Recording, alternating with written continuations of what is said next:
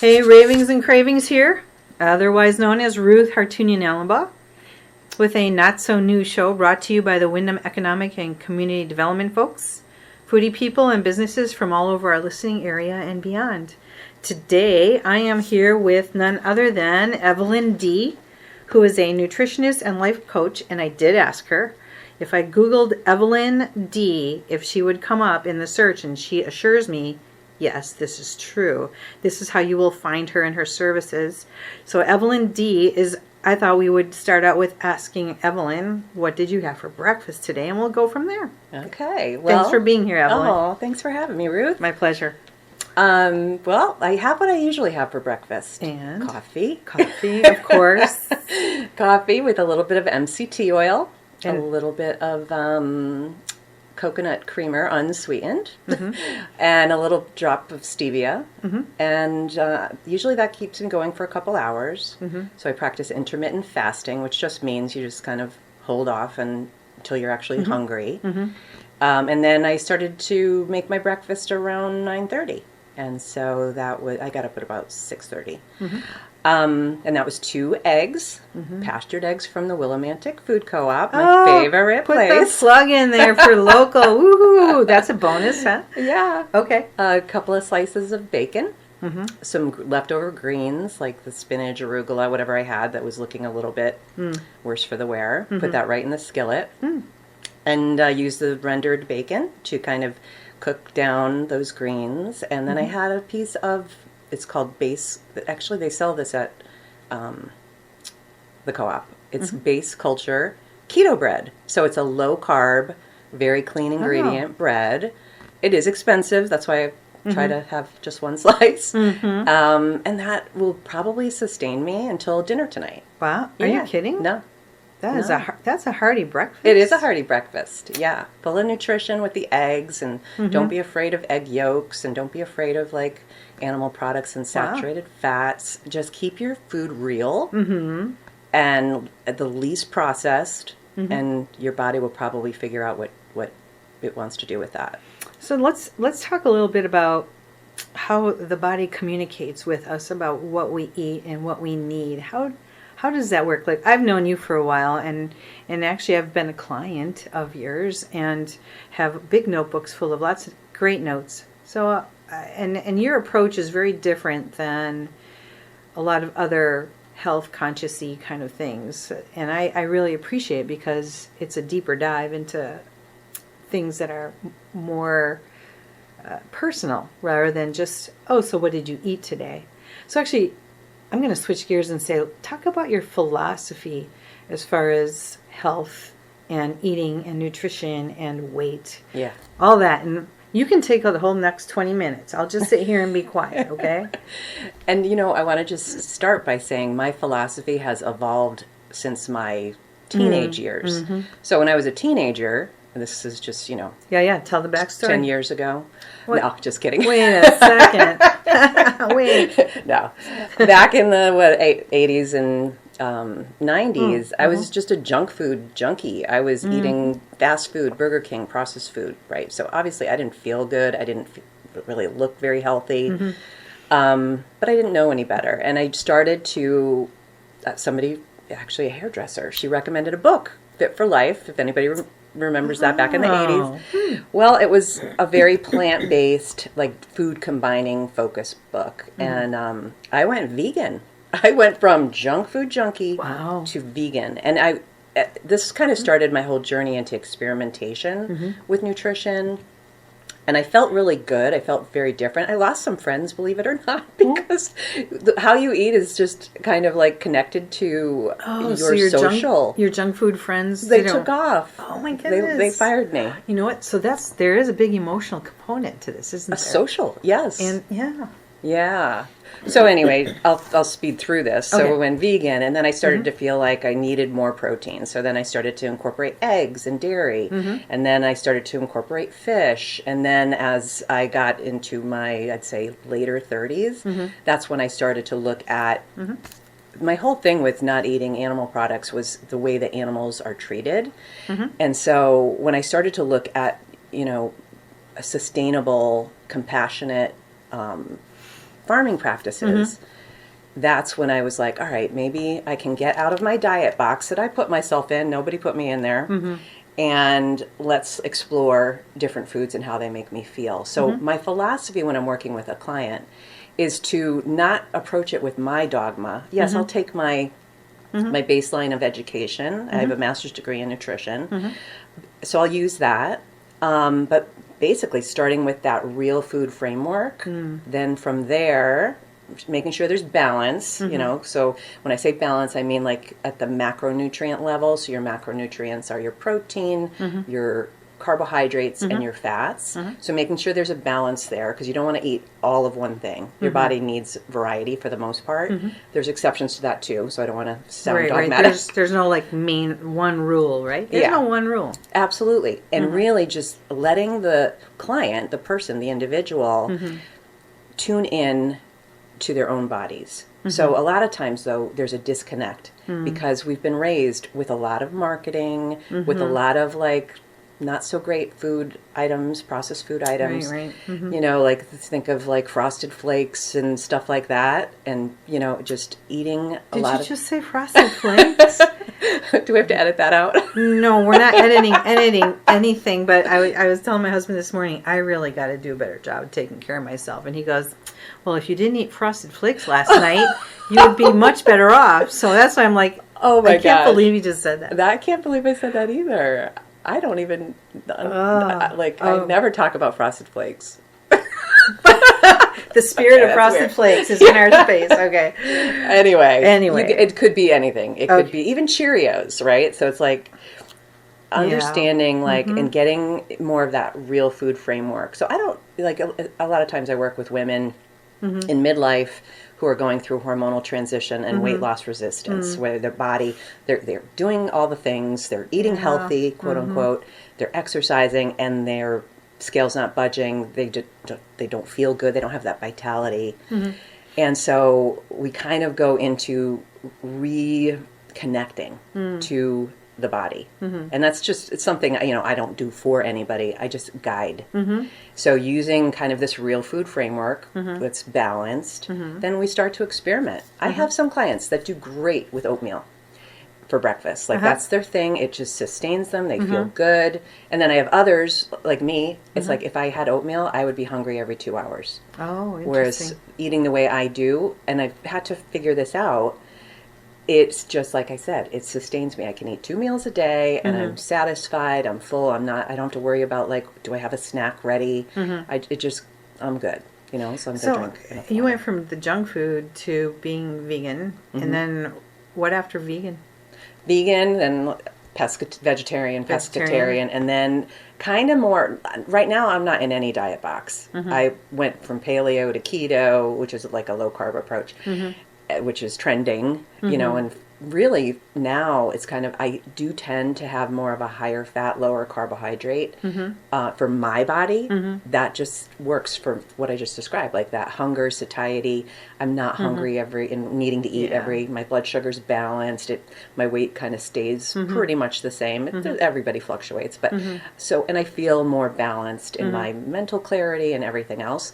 But for other people, they might do better with more carbohydrates. They might do better with more frequent meals and snacks. So we start from where they're at, and then we kind of start to peel back the layers. So I'm curious, about how long did it take you to come to the point where you were like, this is what's good for me, and this is where I should park? How long did it take you to find that? A long time.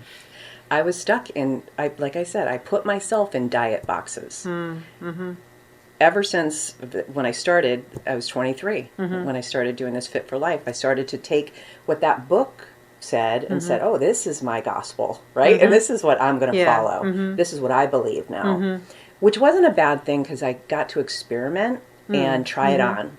But then I started to realize, like, oh, I'm like, my energy's really low. I started to kind of get other symptoms. And then when I had kids, as I got older, it was like, then I got diagnosed with Hashimoto's and, you know, hypothyroid disease. And it's kind of like, all right, where am I not supporting my body correctly? Where's that coming from? And sometimes it's food. Sometimes it's a combination. It's stress, how you're living life, how you're viewing life. sleep, just kind of not being in alignment, so Lots to of speak. moving parts here, isn't there? Absolutely, yeah. So what does it take for someone to really be like cognizant of how to live well? What do Yeah. you think it takes? It takes being present within your body, first and foremost, within your emotions, and being really honest with yourself. And, from a food perspective, you think, like, you're a nutritionist, like, Yeah, just what tell me do I what to eat? eat, right? Give me the plan, one page, breakfast, lunch, dinner, Yes. or whatever. Exactly. And that's, I've evolved out of that kind of mentality with like the meal plans and recipes and things like that. I still offer all that, but it's not the prime focus. So this is more of an inside out approach. So when I say that, it's like being and knowing yourself, being with yourself, right? First and foremost. And that doesn't mean your life's perfect. It just means that you're starting from that inner foundation of just having that knowing of yourself and like, okay, here's where I am with life and with my health, with my body, with how I'm eating. Here's my habits, my behaviors.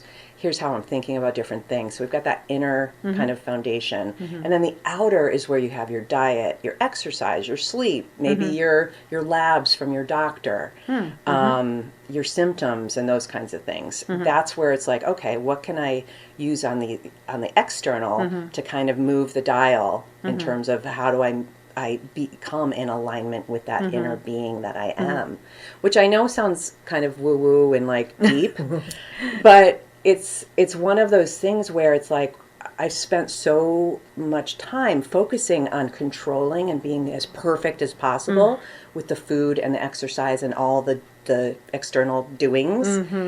You can't ignore that inner peace. Yeah. It literally is your inner peace. Yeah. Using those two. Well, so it's looking definitions. at the core of what drives you. Yeah. On the outside, and then from the outside, it's peeling away the layers, as you were mentioning before we even press the button here. Yeah, talk a little bit about the onion peeling, the peeling away the layers. What does that really mean as far as getting to the root of what things are about? Yeah, it's like I'll just give kind of anonymous examples of certain certain clients I've come across, like archetypes, especially with the woman, kind of over 40, kind of like doing everything right or confused about what should I eat. One thing will say eggs are terrible, the other will say eggs are the best food ever, and what's right for me. And so it really comes down to trusting your body and listening to it. So a good example for me, and because I totally am not perfect, with like I don't eat perfectly. I don't, I love wine and things like that. So sometimes when I let's say I'll have one too many glasses of wine. So I know I'm good with one or two, but if I have three, I don't sleep that night. So it's getting really honest with, okay, this is the cause and the effect of what this is doing to my sleep. When I don't sleep, then I don't do much the next day. I feel kind of down. I'm beating myself up. And it's like, all right, so what was going on in me where I decided to ignore what I know about an appropriate dose for me, and what was going on? What was I feeling? What were the sentences in my head or the emotions? And that's kind of what drives the, I want another glass, or I want the popcorn or the potato chips or the, the Frosted Flakes, whatever. Yeah. And it's not a judgment. This is never about self-judgment, beating yourself up. It's about getting really curious about what is really going on underneath those layers. So you do it with a lot of self-compassion, a lot of self-love, and just also with the spirit of, what do I want to create in my physical body, but in my life as well? How, and then you have to acknowledge, how is this making me feel? What effects is it having? Not in a beat yourself up way, Right. but in a way to say like, okay. And it doesn't matter if you do it over and over and over, and if it takes years, it does not matter. What matters is that you're doing that self-reflection and you're getting to know yourself more. So there's no timeline, there's no rush here. We might think like, oh, it's January, whatever day it is, and I want to be, 30 pounds less by summer. So we might have that self-imposed timeline. And so that just means like, okay, one, why is that 30 pounds so important? What does that mean to me? Am I going to be like loving myself just because I'm 30 pounds less? Or am I picking 30 pounds because that's what I weighed in high school? Yeah. You know, where's this number coming from and why is it important? So, and sometimes it is. It's like, I just want to feel, my thing is always like, I just want to feel very comfortable in my skin. Well, can I feel comfortable in my skin 30 pounds heavier? Maybe I can, maybe I can't. And then it's really understanding that why, and that then helps you to make the decisions, hopefully, that can get you to what it is you really want, not just what you say you want. I think that's pretty profound. You have a lot of resources that you offer people, and I want people to find you. So tell us how we can find you. Besides Googling Evelyn D, tell us other like social media platforms you're on, Instagram. And I know you do I like watching you cook. Yeah, I do. So I want you to include that in the pile of information for that little piece there. Yeah, so I'll do, I'm on Instagram. I'm not so much on Facebook too much. I'll do an auto share from Instagram. So my handle is at Evelyn D Nutritionist. So pretty simple. My website is evelynd.com. So if Google doesn't get you up there, because I don't pay for Google ads or anything like that. So just evelynd.com, that's me, hopefully. So yeah, that should be my domain. And then Evelyn D Nutritionist is my Instagram and my YouTube. So I am starting to build my YouTube channel. So a lot of times I have 3 free resources, actually 4, on my website that you can find. So one is a really simple meal building formula, which kind of describes that balanced approach. Yeah. The second is I have a guide for women over 40, how to find that balance. So it's basically, how to lose weight in your 40s. So it's just there available for people. For free. You just download it. You give me your email, and then you're in my email list. So I share very profound emails every... You guys, Evelyn's emails they're entertaining. They're for real. They're from the heart, and they're from the gut, and I enjoy reading them. So anybody else probably would too. All right, so emails, and then what else do you? And then the last thing that I offer, 2 more things I offer for free. 2 more. One is a quiz, and it's like a fun, Real Housewives spin, like what's preventing you from losing weight. So I built that quiz actually with a very kind of what I know, just working with women for the past 25 years. And then also the last thing is an audio, like a meditation. So it's a 7-day shift. So it's just these MP3s, and you find a quiet spot, you listen, maybe with a notebook or a journal, and it has you kind of walk through and examine your patterns, understand your whys, like why it's important to you, and make sure that you're not bringing beliefs into your whys. If you have a goal, like or a desire to, shed some weight or heal a condition, making sure that there's not a conflicting belief or block, whatever you want to call it, that could be getting in the way, right? So we always wonder, I always describe it as a gap, like a chasm in a, big cliff. Mind the gap. Mind the gap. And so it's like, here you are in point A, and how do you get to point B? And there's this chasm for a lot of us where it's like, why can't I get there? Or why can't I stay there? And it's understanding, doing this deeper inner work. And it's not, deep, psychotherapy like here. Freudian. This is just, just like, aha. It's more like a series of ahas and really understanding yourself. So I've got free resources there, building out my YouTube channel right now. And I'm, working on some different programs, group programs. So right now I work with people one-on-one.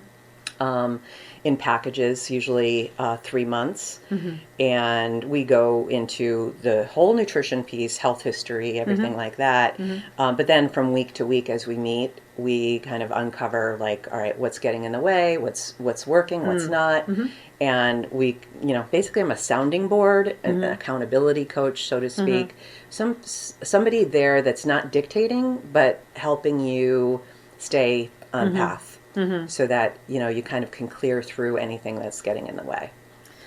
Yeah, I find I find it difficult to eat certain things that I know I'm supposed to eat. I don't know.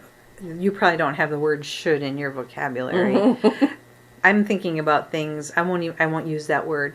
But can you comment a little bit about like eating fruits and vegetables? Like to me, it's like salad is so like it's cold outside. It's yeah. winter. Like who wants to eat cold food? And is there a better way? Is there any better way where we can get all those fresh foods even in these kinds of months? And how do you do that? Soup, stews. I just made an awesome beef stew. And yeah, it had potatoes, but in this season, especially here in New England, we're supposed to have a little bit more starch. We're actually even supposed to have a little bit more body fat. We're supposed to be using that body fat to survive through the winter. You know, we have the luxury of, refrigeration and food from all seasons, but really, I don't blame you with the salad thing. It's not something you need to do. And if you find, like, there's some people that just do not digest the fiber in fruits and vegetables interesting. well. Yeah, and that's where it's like, okay, where's this individual coming from? If there's gut issues or something like that, you might not be able to digest those. So I never force that. I do know that a foundation of protein really does help with the appetite. That's proven just in terms of science, but also just experience. Like if you're having mostly protein, and then if you can tolerate like, some fruits and vegetables even being better, like a non-starchy veggie, that's a great foundation in my framework. And then a little healthy fat, and that could be like avocado, like, so there might be certain things that, maybe you don't want salad, but maybe you love avocado, or maybe you like roasted broccoli or Brussels sprouts. Things like that. That sounds good. There's been an avocado shortage. I remember going. Did you experience that? No. There's a couple of restaurants, and I'd be like, "Oh, could you add avocado?" And they're like, "Well, we don't have any. There's none available." I was like, "What? What's the world coming to?" I know. But we're okay now. We're okay now. Yeah, I've never come across a shortage in a store. But yeah, maybe not in the store. Yeah. Well, as far as meeting with people, I know that we live in a very fragile world. How can people meet with you if they want to connect with you? Well, I offer a free, I call it a discovery session. I meet with everybody virtually. Like since COVID, I did have an office arrangement with a practice, but ever since COVID, I just went completely virtual. So you can schedule a free discovery session. Anybody can do this. How do they do that? How do people do that? They go to evelynd.com, work with me, and you can poke around the website. I've got all my blogs. I've got a little more about me, my education, my experience, that kind of thing, my story.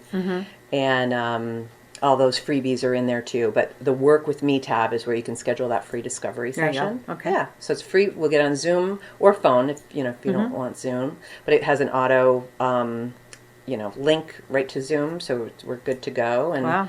Okay. Yeah, and we chat and even I don't, if it's not in your budget to be a client, it's like I would love to help steer you in the right direction, even to free resources or other providers that might take insurance, for example.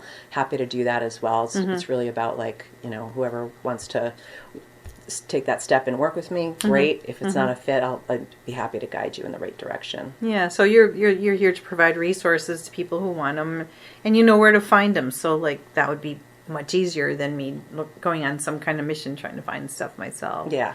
Well, Evelyn D., nutritionist and life coach, thank you so much for being here on Ravings and Cravings. I can't believe that the time is already almost up. That went fast. Did I miss anything? Is there anything you want to throw in here? I get a minute. Oh, a minute. A whole minute. No pressure. What did you eat for breakfast today? I had my coffee and cream, and I got ready to have a salad. I didn't eat any real food yet, and I'm craving something like chicken. Oh, there you go. There's your protein. Yeah, protein is. I got to eat more protein. I definitely do. Yeah. Yeah. Well, thank you again for being with us on Ravings and Cravings here on Good Company, WILI.